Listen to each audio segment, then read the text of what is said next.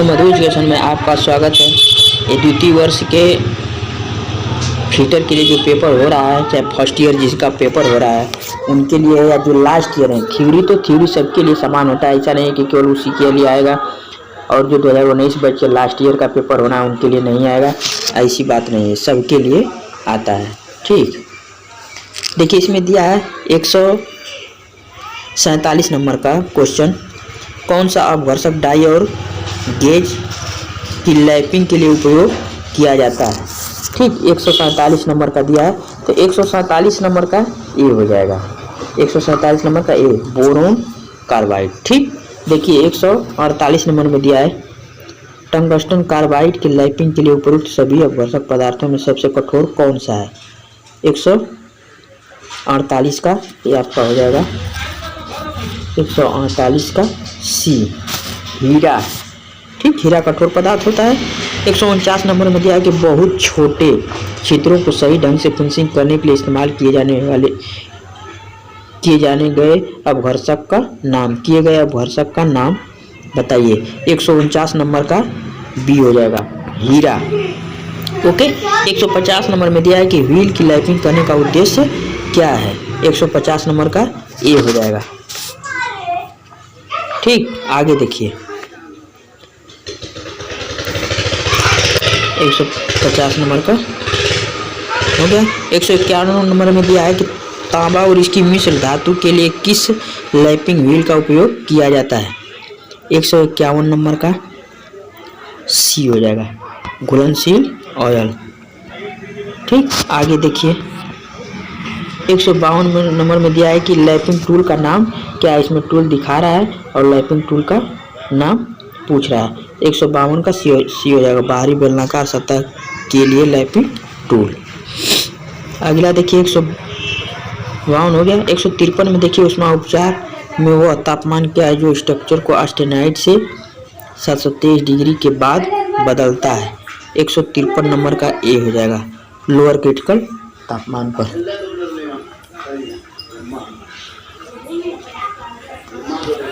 अगला देखिए दिया है 154 नंबर, यदि गर्म स्टील को धीरे धीरे ठंडा किया जाता है तो पुरानी संरचना को बनाए रखा जाता है और इसमें बारीक ग्रेन्स मतलब कण के जो साइज हैं होंगे जो इसे आसानी से मशीन करने योग्य बना देंगे।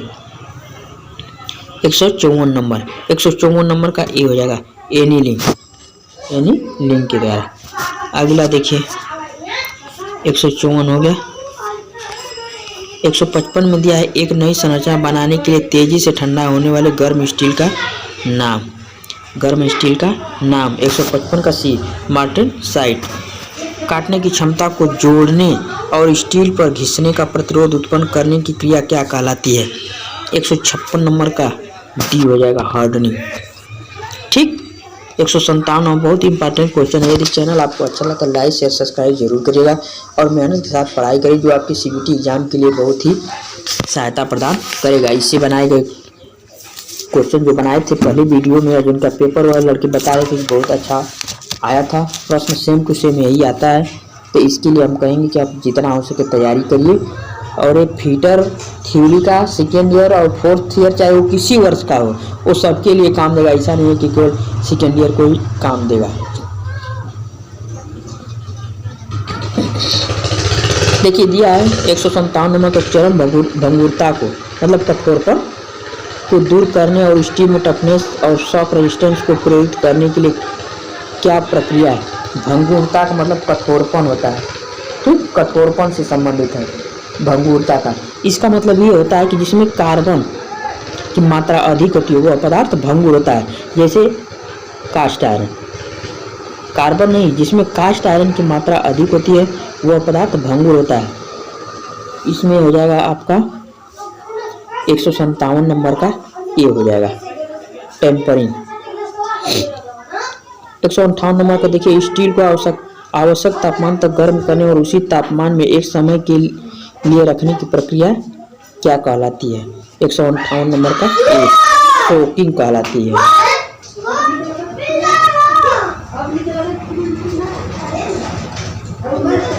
ऊष्मा उपचार प्रक्रिया में उपयोग किए जाने वाले ब्राइन सॉल्यूशन पानी, तेल, हवा का उद्देश्य क्या है। 159 नंबर का बी क्वेंचिंग हो जाएगा, बी हो जाएगा। बहुत ही इंपॉर्टेंट क्वेश्चन है। विशेष मिश्र धातु इस्पात के लिए कौन सा क्वेंचिंग मीडिया का उपयोग किया जाता है? 160 नंबर का डी हो जाएगा, ठंडी हवा। 161 नंबर में दिया है कि 400 डिग्री सेल्सियस से नीचे के तापमान पर कठोरीकृत स्टील को पुनः गर्म करके फिर ठंडा करने के लिए किया गया ऊष्मा उपचार प्रक्रिया का नाम क्या है? 161 नंबर का ए टेम्परिंग हो जाएगा। 162 में दिया है कि एनीलिंग का फायदा क्या है? एनीलिंग का फायदा क्या है? आंतरिक तनाव को दूर करना है, उनकी संरचना को सुयोग्य बनाना। 163 नंबर में दिया है कि स्टील घटकों के आंतरिक दोषों को दूर करने की प्रक्रिया क्या है? 163 नंबर का बी हो जाएगा, स्टील की नॉर्मलाइजिंग। रोशना टार्क को संचालित करने के लिए किस कुंजी का उपयोग किया जाता है? 164 नंबर में पूछ रहा है। 164 नंबर का हो जाएगा बी वुडवर्थ की। 165 नंबर में भी आया आपका अगला क्वेश्चन। 165 में स्टील के आंतरिक गुणों जैसे स्ट्रेंथ, चिमड़पन, डक्टिलिटी कैसे प्रभावित होती है? इसका मतलब चिमड़पन मतलब कठोर, स्ट्रेंथ हो, मजबूत हो, चिमड़ मतलब खींचने पर खिंचावले लेकिन टूटे नहीं, डक्टिलिटी ठीक, तोड़ने के बाद भी वो टूटकर अलग ना हो, किसी आर्क में आए, रेडियस में आए, इससे संबंधित पूछ रहा है। तो यह कौन से गुण के अंतर्गत पाया जाता है? 165 नंबर। 165 नंबर का आपका हो जाएगा बी हार्डनिंग के द्वारा। 165 नंबर हो गया। देखिए किस बियरिंग की ऊष्मीय चालकता थर्मल कंडक्टिविटी कम होती है? किस बियरिंग की ऊष्मीय चालकता थर्मल कंडक्टिविटी कम होती है? 166 नंबर का डी देख लीजिए, लेमिनेटर फेनिलिक्स की। आगे देखिए 167 नंबर में दिया है बॉल बेयरिंग में प्रदान किए गए गहरे ग्रूव वाले बॉल रेसेस का उद्देश्य क्या है? 167 नंबर का सी, 167 नंबर का सी हो जाएगा। 168 नंबर में दिया है कि डबल रो बेयरिंग का उपयोग क्यों किया जाता है? अक्षीय भार लेने के लिए, रेडियल लोड लेने के लिए, भारी अक्षीय भार लेने के, भारी रेडियल भार लेने के लिए। 168 नंबर का डी हो जाएगा, भारी रेडियल भार लेने के लिए ठीक। 169 नंबर में दिया है क्यों बियरिंग मटेरियल का गलनांक शाफ्ट के गलनांक की तुलना में कम होना चाहिए? 169 नंबर। 169 नंबर का हो जाएगा आपका ए, बियरिंग को नुकसान, ये आपका हो जाएगा प्रिवेंटेड शाफ्ट सीवियर से दिया है। अगला देखिए 170 में इस वाशर का प्रयोग ठीक, इस वाशर का प्रयोग क्या है? 170 नंबर का सी हो जाएगा, आंतरिक और बाहरी वाशर। 171 नंबर में उच्च तापमान और उच्च भार वहन क्षमता पर कौन सा मिश्र धातु बियरिंग कार्य कर सकता है? 171 नंबर का डी हो जाएगा ठीक। अब देखिए 72 में इस धातु की कोटिंग की विधि क्या है?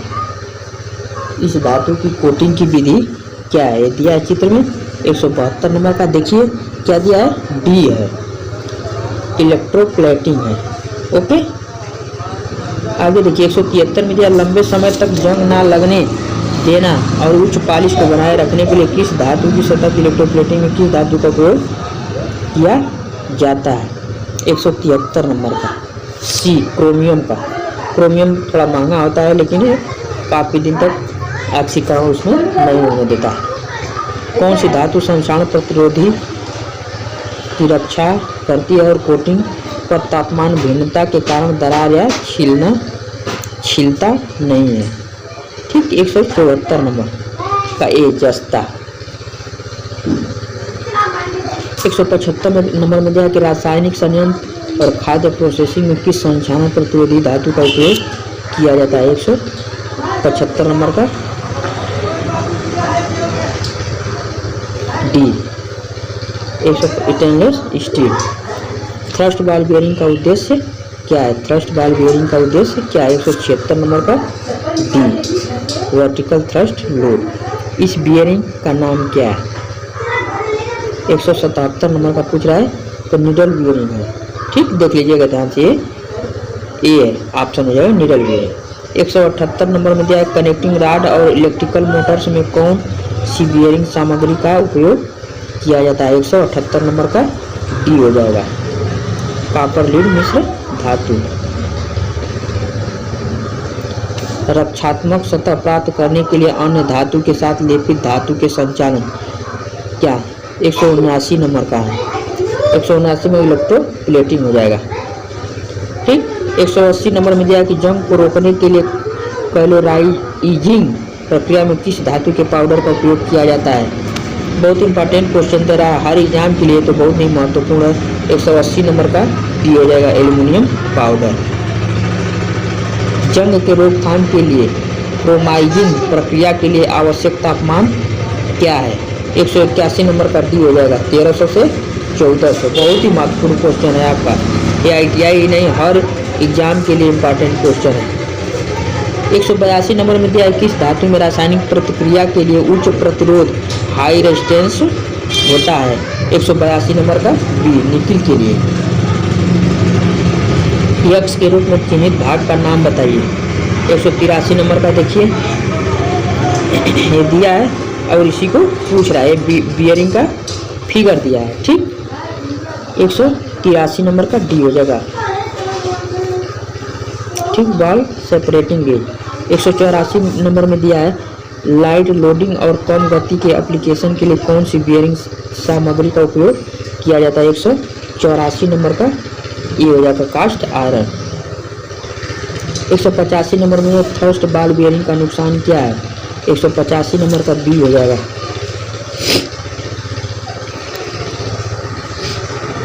185 हो गया।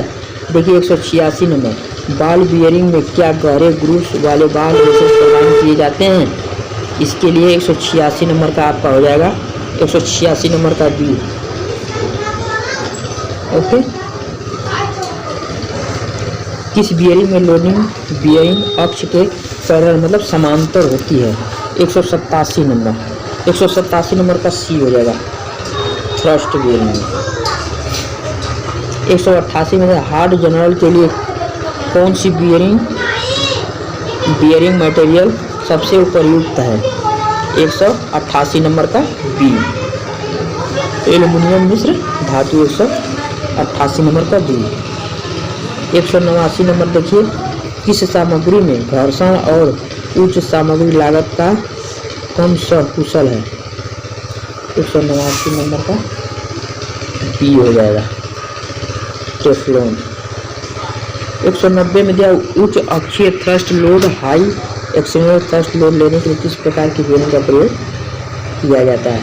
189 नंबर का हो जाएगा आपका, देखिए